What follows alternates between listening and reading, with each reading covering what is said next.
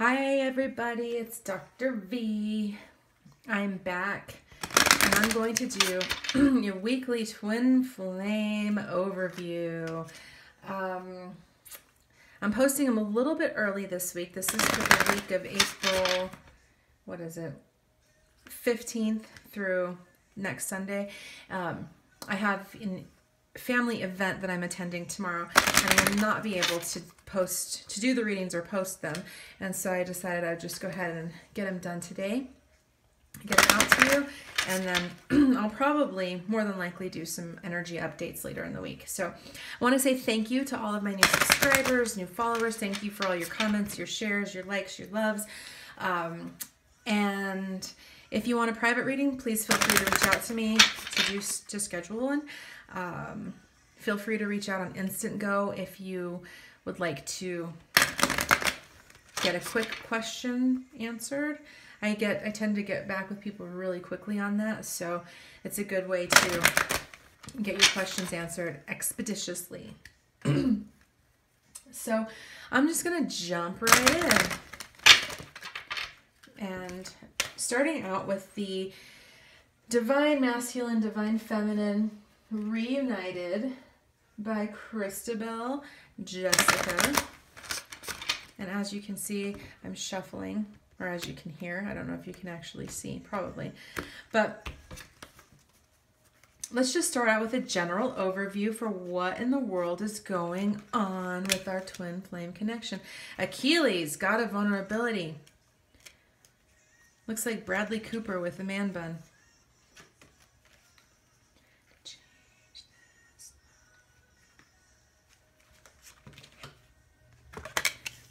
Freya, goddess of sensuality.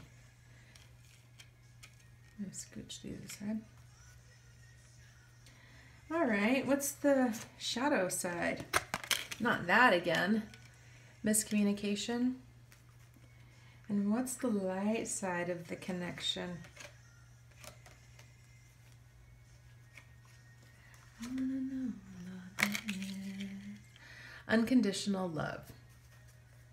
Okay. I love this. I just love this. The energy of this so far is just so beautiful. So the first card that comes up is the Divine Masculine. Like, where is the Divine Masculine? And it's Achilles.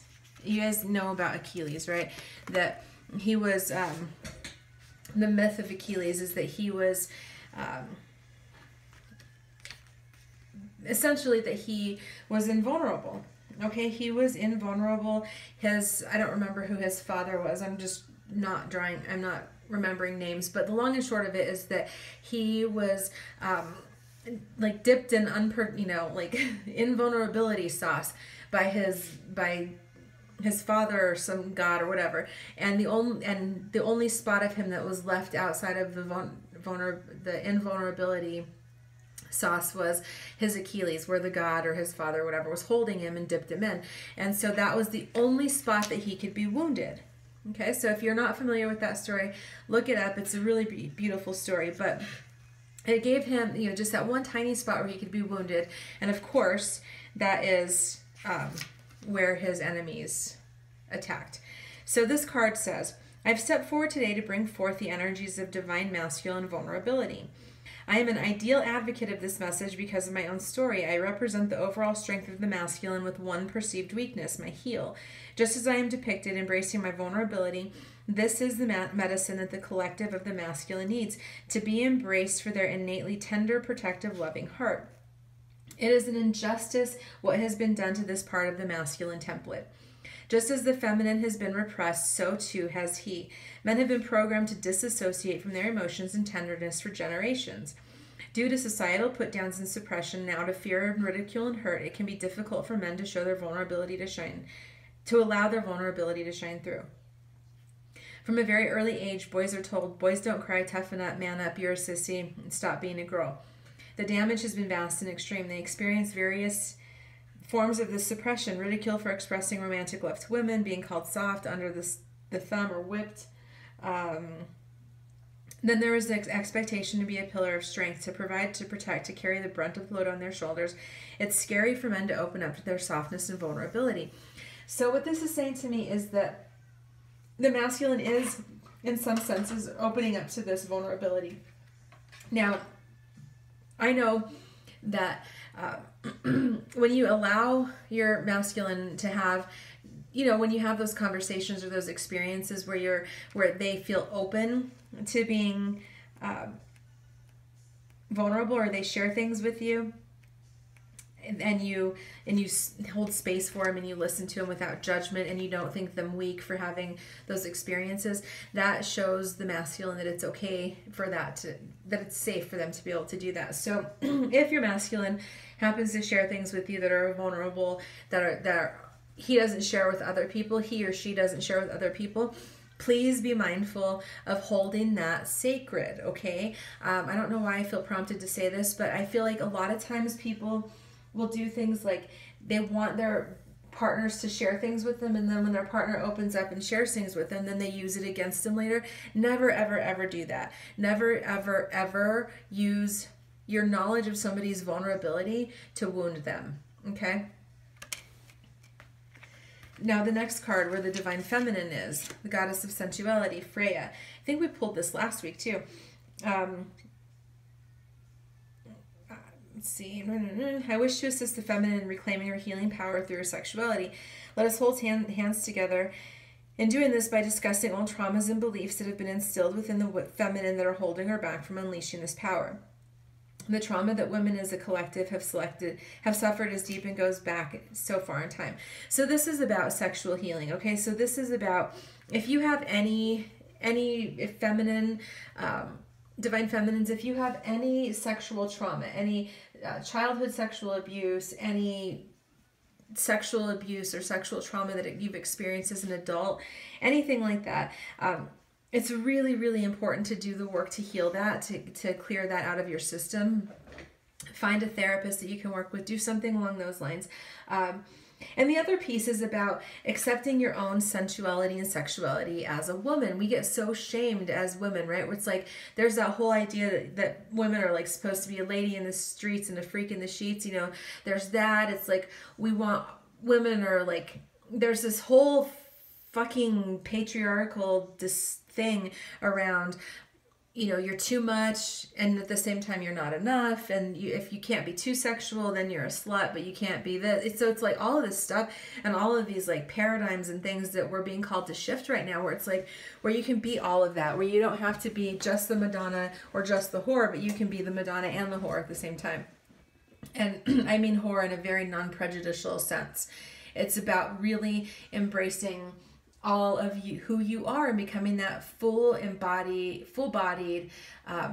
full spectrum woman that is, or feminine, that is not ashamed, not afraid to be all of who you are.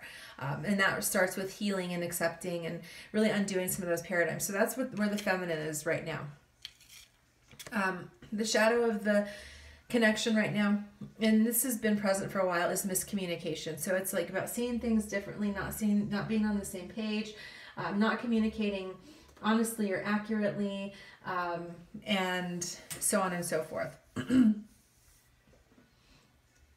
So be mindful of your communications, and remember that there's a song that says, just because you're right doesn't mean that I'm wrong. And it's like that energy, okay? It's literally about that. Like, just because, if you look at this, again, this is, if you're looking at it from her side, it's a 6. You're looking at it from his side, it's a 9. And it's like, just remember that just because you see things differently doesn't necessarily mean that one is right and the other is wrong. It just means that you're seeing it differently. So try to get into somebody else's shoes. Try to get into your partner's shoes and see things from their perspective, and not insist on being right. But the light side is unconditional love. This is, I mean, I just love this, okay? This is, you see this family with their babies, and it's like so cute and domestic and beautiful and all of that. And it's that same sense of like, if you don't have children, I'll use children as an example, but if you don't have children, it still applies. That you have this unconditional love. It's like, I have kids, like no matter what they do, I love them. Even when they're gross, even when they're like, being disobedient, even when I have to discipline them or give them a consequence, I still love them. Like that will never, ever, ever change. And that's what's happening here, is that both of you are learning unconditional love, which is absolutely beautiful. I was thinking about this the other day, that I was having this like, there's some things that are happening or have happened between my DM and I, that I anyway, long and short of it is that I was like, even with like those things being present, I was I saw a picture and I was just like, there's so much love, just like crazy amount of love. And I'm like, even when I don't necessarily agree with what's happening, or I don't necessarily like what's happening, like I absolutely love this man. Like nobody, like I haven't loved anybody in my entire life other than my kids. And so it's an interesting experience. So that's where it's headed, and that's what's present. So what I'm saying, and what I'd like to say in the message that wants to come through, is focus on that. It's so super easy to focus on what's not happening and what's not going on, that we forget to focus on the good stuff, which is the unconditional love, right? So I'm not saying like bury your head in the sand and pretend like the issues aren't there. Like, no, we have to deal with them. We have to acknowledge and deal with the stuff that's happening in our lives and in our connections, and do the healing work. But always hold on to that love, like cling to that. Let that be your anchor in this process, okay? If this twin flame journey is a raging storm at sea, then the anchor to keep you solid is the unconditional love. So let that be your anchor. Like drop that anchor in your soul, and when all the stuff starts raging and all of the stuff that goes on in this connection happens, then you just hold on to the unconditional love. So that's the overall energy. Let me scoot that aside.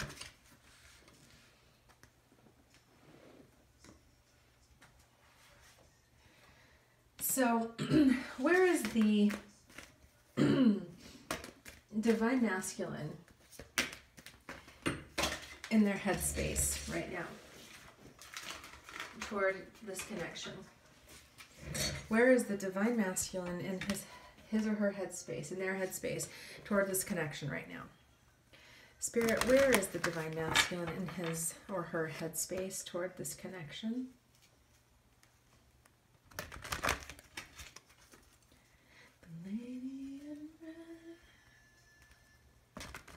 It's one of my favorite songs ever. When I went to Europe, I had this was back in the day of CDs. Some of y'all may not remember this. Like the yellow Sony Walkman, I had that.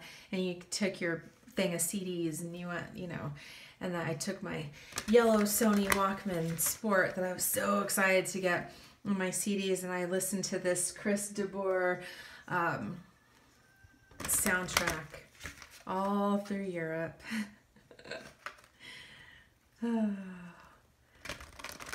That was back when I was young, dumb, and broke, as the song says.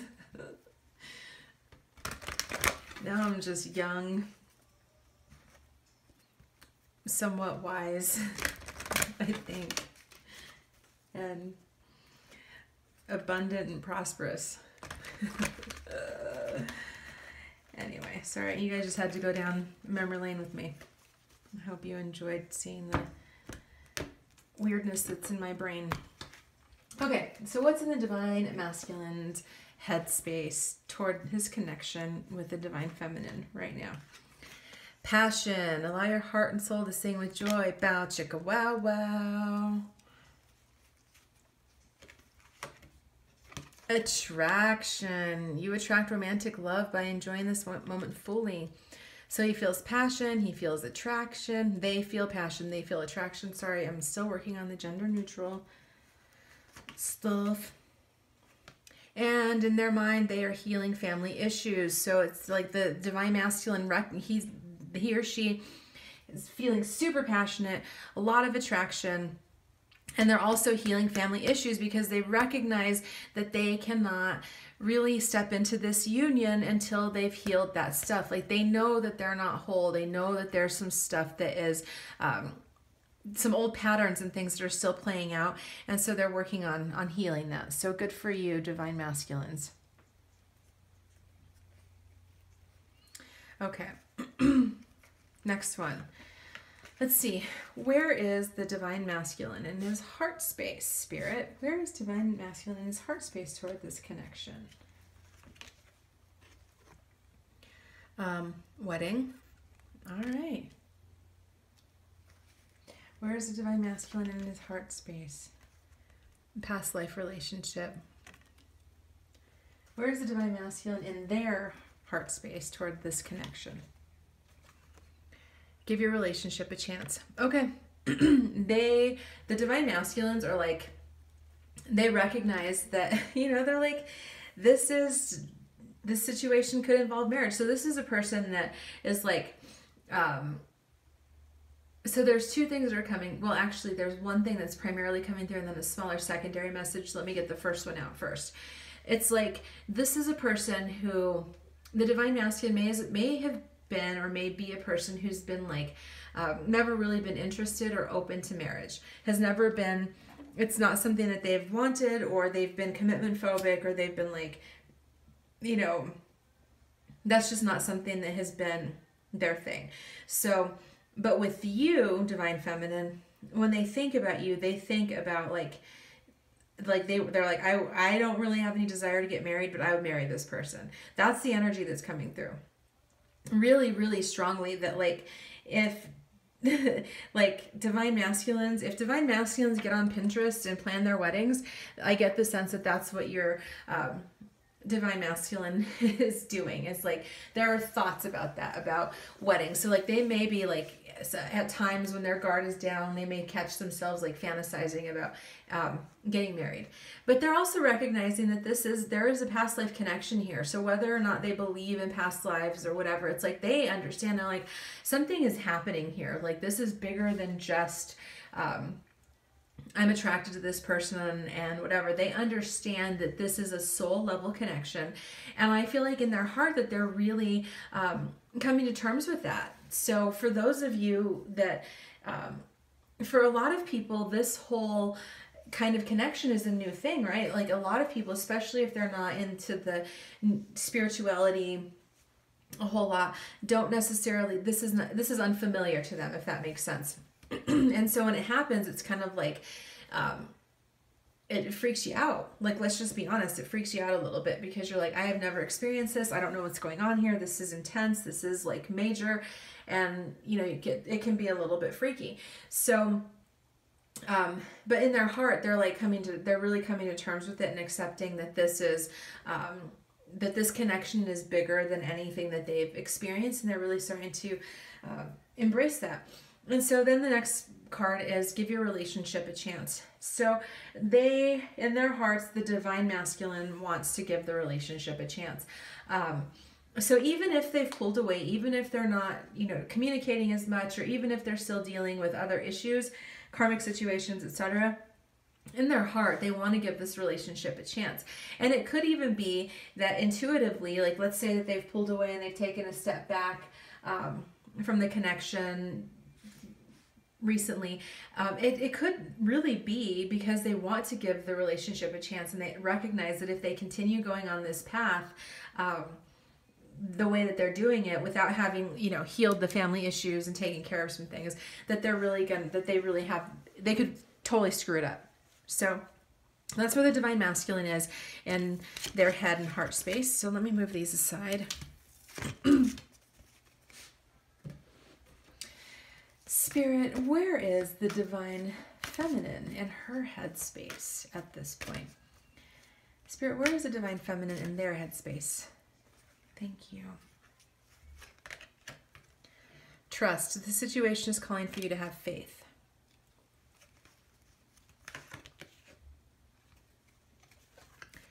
Codependence, addictions are affecting your love life, your romantic life. And let go of control issues. So it seems like the divine feminines are having a little bit of a struggle this week. So she's in the space of trust, of moving into trust. Okay, the divine feminines are like having to trust the universe, having to trust their divine masculine. It's about having faith. Okay, it's like, don't give up on the connection, don't give up on your divine masculine, don't give up on yourself. Work on your own stuff in this time. Like I've been saying this, especially for those that their partners are in a karmic situation. There's so much stinking energy that gets spent on what's going on with the karmic and what's going on. And I understand it, because it's like you want to know, you want answers and whatnot. But instead of focusing all of that energy on what's going on with your divine counterpart or with your divine masculine, it's like, focus on you. What do you need to heal? What ways are you not, being your best self? So divine feminines in her headspace is dealing with codependency. So its addictions are affecting your romantic life. So it could be the codependence on the obsession toward the twin flame journey and toward her divine counterpart. It could be literal physical material addiction. So it could, like, this is a call for divine feminines to really examine any addictive behaviors that are happening in your own life. Are you self-medicating? Are you obsessing about things? Like, what is that for you? This is what's happening in the divine feminine's thoughts, her headspace. So it's like she's dealing with her stuff too. Good job, divine feminines. And she's also, the divine feminines are letting go of control issues. So this is literally about surrendering and allowing the situation to unfold naturally in its own time. It's like no more of the obsessing about trying to control things, trying to like play chess with this connection. It's just letting it be what it is, and releasing the desire to control everything, which to me feels like a big progress for the divine feminine. So the next, where is the divine feminine in their heart space, spirit? Retreat.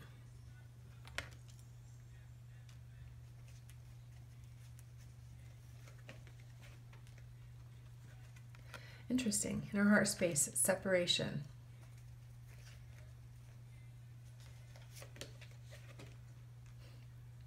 And true love. True love. Bonus points if you guys know what that is from. Oh, yes, I have issues. And by issues, I mean I'm freaking hilarious in my own mind. Okay, so the divine feminine in her heart space. It's like she's in retreat mode. It's time to disconnect from the world. So this can be, I mean, if you look at it, it could be like a honeymoon card where like they're walking off together, and it's like some alone time with the divine masculine would be awesome. That can be one way. But what really is coming through is that the divine feminine in her heart space has pulled back. Okay, so look, this retreat and separation card is like,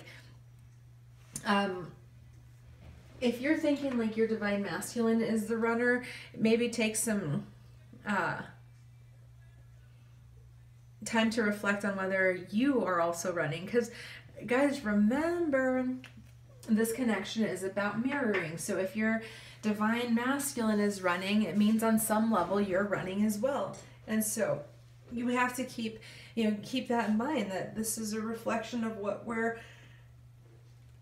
we reflect each other, we mirror each other. So the divine masculine maybe has retreated to a certain extent as well. But you have definitely, divine feminines, have been in that space of retreat and separation, which isn't a bad thing. Like I was saying earlier, like if your divine counterpart hasn't taken his act right pill or hasn't taken their act right pill this week, like you don't have to be in connection. You can retreat and you can separate if they're not, if people aren't being, if they're not treating you well, or they're being dishonest, or if they're in a karmic situation, or they're just like, you know, projecting their stuff, or acting out in certain ways that don't work for you, there's absolutely, I mean, I'm not going to even say there's nothing wrong. It's absolutely right for you to say, you know what, that doesn't work for me. I'm going to take a step back. And when you're ready to, you know, approach me with the way that I want to be treated, the way that I deserve to be treated, and you're like, I'm a damn divine feminine. Like, do you understand that? Like, I am a goddess in a human form. You know, once you understand that, it's like you just don't let anybody come any sort of way. And so that's okay. If you're divine masculine, this isn't, again, not judgment, because I you know, this is about love. This is all about love, baby. It's like, but sometimes love has to be tough, right? And so there may be some of you, and this may, if doesn't have to be for everybody, doesn't resonate with everybody, that's fine. But just keeping in mind that there are times where it's okay, and it's not only okay, but it's appropriate to retreat and to separate, and to allow somebody the space to do their own thing and work their stuff out. And it doesn't mean that it's not love, okay? So a lot of people feel, and this goes back to, it really comes down to like low self-worth, to be perfectly frank. It's like a lot of people feel like, if I set boundaries, if I set limits, if I do X, Y, and Z, then my partner's not going to love me anymore. They're going to bail. And so therefore I'm going to lower my standards and let them treat me however they want. And this can be, you know, your divine masculine. It can be coworkers, really anybody. And then if I just let them get away with everything, they're going to they won't leave me. That's not true. That's codependence. So if you're in that space where you're like, I don't like the way this feels, but I'm staying in it because it, whatever, that's not a good space. That's codependence. Like, really step out of that. But that's where the divine feminine is, and the heart space is all about addressing, you know, recognizing that she has pulled away. The divine feminine has definitely pulled away from the connection. There's been some retreat. There's been some separation happening, some letting go, which is all good. But in her heart, she still knows that this is true love, that this is her person. Beautiful, beautiful.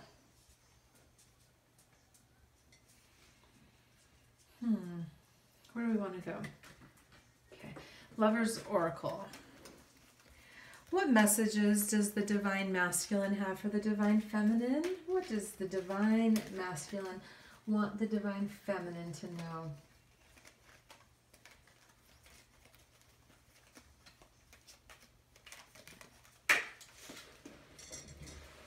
Card just jumped out.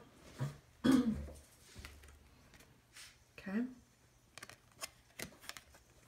The past is now behind you. Release it and embrace new possibilities. A new path is now available to you. Follow it with faith.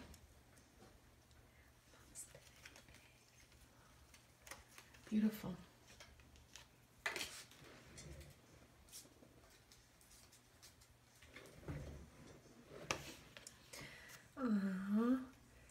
Okay, this one just fell out too. And it says, a message for you. I'm thinking of you at this very moment. Your love fills me with light. I love you. Aww. I love you too, divine masculine. Okay, what is the message for the divine masculine from the divine feminine? It's beautiful. Freedom. There is nothing stopping you. The path is clear if you want it to be. Beautiful. One more message from the divine feminine to the divine masculine.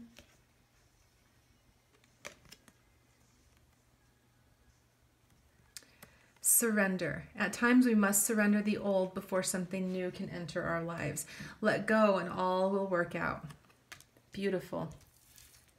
Lots of love there, guys. Lots and lots of love. Now I'm going to pull some cards from the Mystical Shaman Oracle. Advice from Spirit for journeyers on this road. Spirit, can you give my listeners, readers, not readers, watchers, some advice on this journey? Please, Spirit. Some advice for this journey.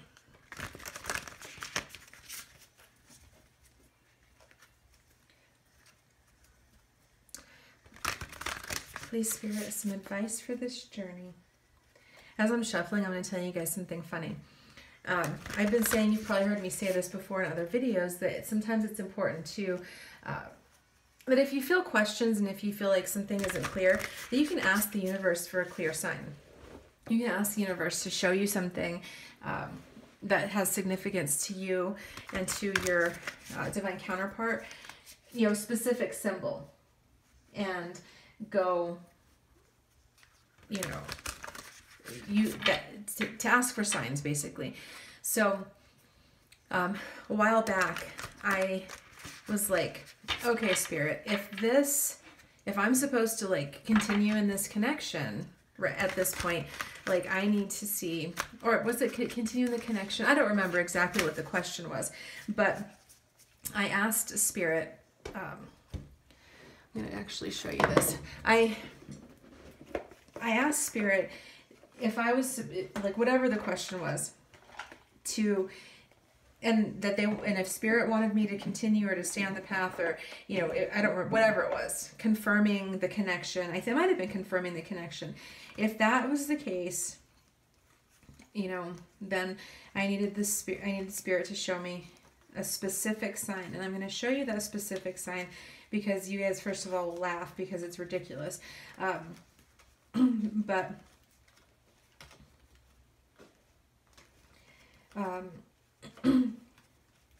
because sometimes this, you know, things get murky on this journey, and you're like, I don't know what's going on.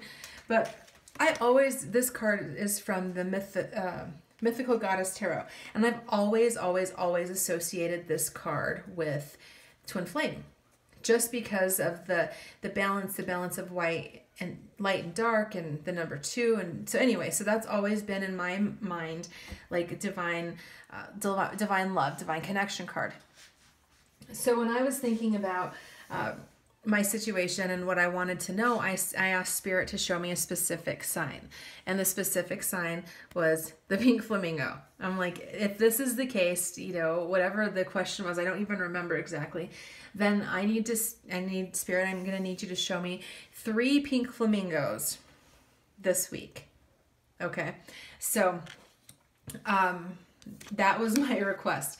And I was on a business trip, and as I was walking down the street in the town that I was visiting for business, I saw in a travel store a bag with a pink flamingo on it, and I was like, okay, Spirit, I see you. Kind of laughed.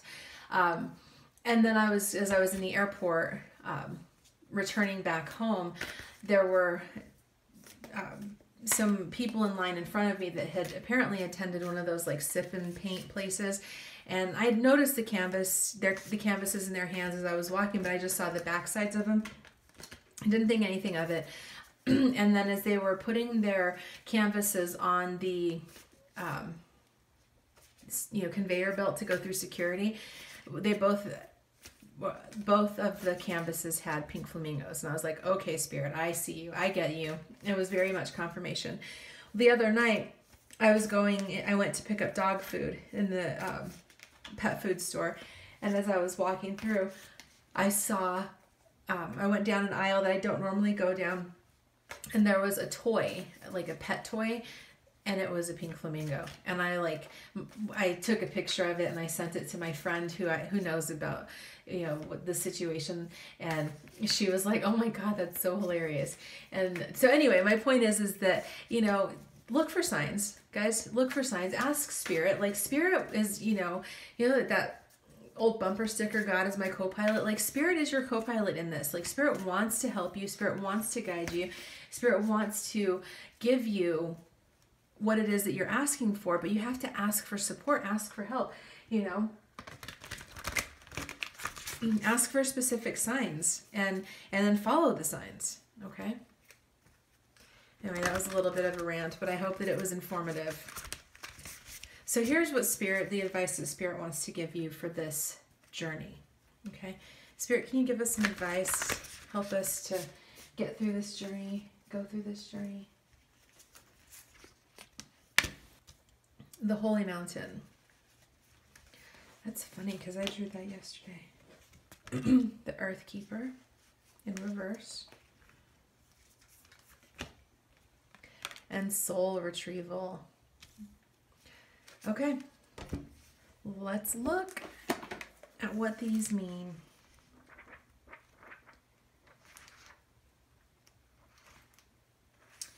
The Holy Mountain. Native peoples around the world, around the earth, recognize mountains as places of great power where one encounters spirit or where the gods and goddesses reside. In ancient Greece, Mount Olympus was the home of the 12 main Greek gods and goddesses.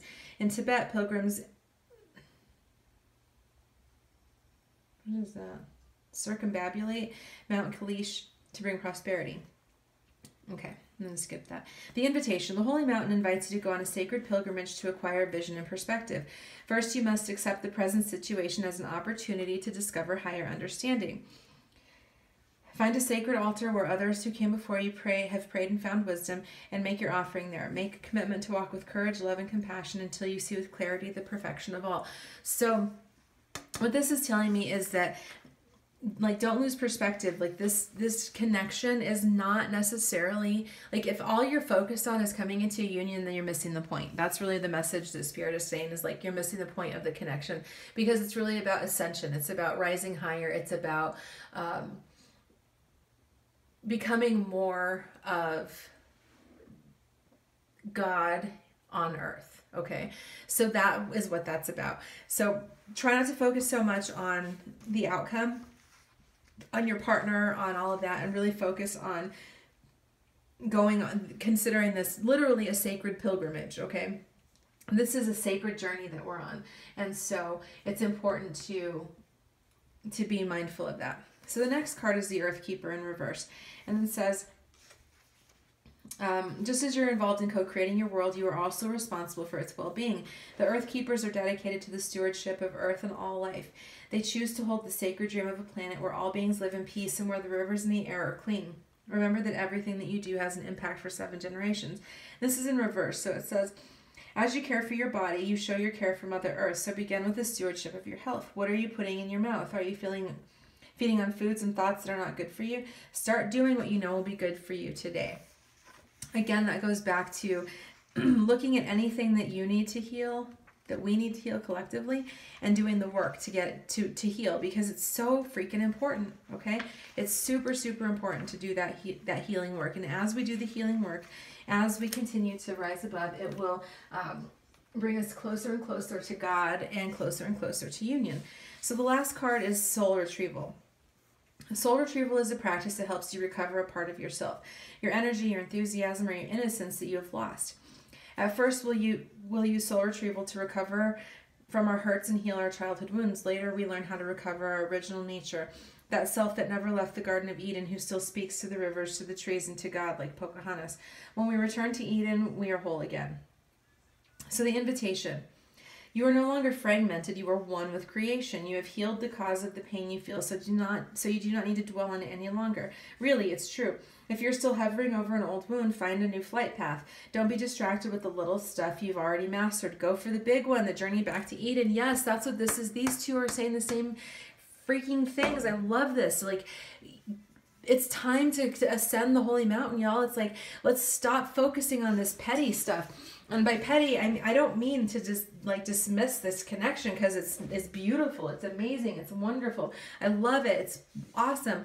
But don't focus so much on it. Focus on doing your own work and your own healing and climbing that holy mountain and ascending and doing your own healing, taking care of your body, doing what's good for you. This is literally what this is saying. It's like, as you focus more on yourself and focus on becoming the best, highest version of yourself, and treating this as a sacred journey, treating your body as a sacred altar, treating all of these things as they should be, which is the point of this union, right? The point of this connection, the point of a twin flame connection is not necessarily about union, although of course all of us would love to get to that point and to live in that like level of bliss. But it's primarily about bringing you back to your wholeness and helping you to become the best and highest version of yourself. And if you're spending so much time focusing on the connection and not so much time focusing on how you can leverage this connection, become your best and baddest self, bad like Michael Jackson bad, then again, you're missing the point. So it's like, Spirit is saying, do that work, okay? Do that work, and as you continue to do that work, you're gonna see things transform. It's really beautiful. Okay, I just felt led to do this. I just got this deck. You guys probably saw this like on Thursday. I just got this past life, and so I want to see like what are some lessons or blocks, lessons and blocks, Spirit. That's what I'm looking for. So, what ways are past life energies impacting these twin flame connections presently?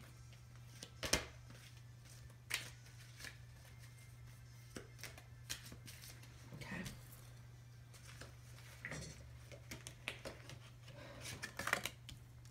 Persecution and inquisition. High priest or priestess. One more? Okay. Phobias. Interesting. Okay. Let me just read that real quick. Phobias. The situation you're inquiring about has its basis in underlying fears or phobias. Sorry about that. My camera cut off, so let me go ahead and just finish this quickly. The situation that you're inquiring about has its basis in underlying fears or phobias. These fears are energy blocks which are slowing or prohibiting the results you desire. Phobias have to do with the impulse to have complete mastery over situations that are out of your control. They may also bring up trust issues. So part of what the soul, the karma connection that is keeping the manifestation from coming into pass is, or for the connection for coming together is some trust issues from past lives or collective unconscious. It's also about anxieties. So somebody's having a lot of anxiety about taking steps forward and maybe even doing the right thing, feeling like just a lot of fear and anxiety. That keeps coming up pretty consistently, that it's a lot of fear, a lot of anxiety that is present. But that's sourced in some past life energies that are coming through. So that's part of where that is. The next card that we pulled is persecution and inquisition. So this is basically like a person who in the past was accused of witchcraft, being a heathen, things like that, and who suffered greatly as a result of that. And so it's basically like thinking back in times when persecutions and inquisitions were really happening. It's like people were publicly humiliated and publicly shamed. I'm thinking about like the Scarlet Letter, right? And they blame people. It's like, oh, it's because of this and that and the other. It's because of the witchcraft. It's because of this that the crops are failing. It's because of, so-and-so died. It must be because the witch down the street put a hex on her. So there was like, that's kind of what was going on. So basically, in that particular energy, and I'm getting this more as sort of like really to, this feels like it's really applicable to the divine feminine in particular. But yeah, so there's that anyway. It feels like the divine feminine in particular has carried those traits of intuition and knowing and whatnot into this lifetime. However, this is like one person in the connection is definitely afraid of persecution. They're afraid of so they're very sensitive to gossip and to rumors. If they feel like falsely accused of something now, it's because they will get super overly responsive, overly reactive. I don't know if you're familiar, if you see that dynamic where it's like if they feel like criticized or if somebody comes, holds them accountable, it becomes like this like really major thing. Super fearful, super upset. And yeah, so that's one of the things. And so I get with some of the energy that's blocking, and why this is perhaps one or both parties aren't stepping forward into the connection, is really about the fact that they're afraid of the persecution. They're afraid of if they speak their truth, if they come out and they're like, this is who I am and this is what I want, maybe taking a different course in life, ending a relationship, something along those lines, that it might be that they might feel persecuted, and they're afraid of that. And so that is part of what's happening. And then the final card is the High Priest or Priestess, which most of you probably already know. If that resonates with you, that's something that you were in a past life. So this is it's literally saying it's time for you to reignite your spiritual power and use it in service of your divine mission of healing, teaching, and helping the world. This card urges you to release any insecurities you may have about your spiritual abilities and any fears about others knowing your beliefs. So this is about recognizing that you are and you have always been divine, and that part of your mission is about healing the world. A part of your mission is about doing the work that you know that you're called to do. And so it's time to step out of that. It's time to step out of the insecurities and the fears and all of the things that keep people playing small, and move into your righteous self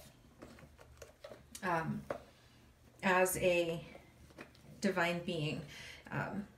That's where it is. That's the energy for this. It's like time for you to rise up into your divine powers and be the amazing person that you know you're meant to be. That's exciting. I really feel like the universe is speaking very clearly about this. So as you're doing your healing and meditations, work with the phobias and the fears of persecution that may be present in you or in your divine counterpart. Really work on healing that and addressing it, so you can release that energy and move forward into your more divine right energies. So I hope this reading was useful, and I hope you're having a great weekend, and I'll talk with you all soon. Thanks. Bye-bye.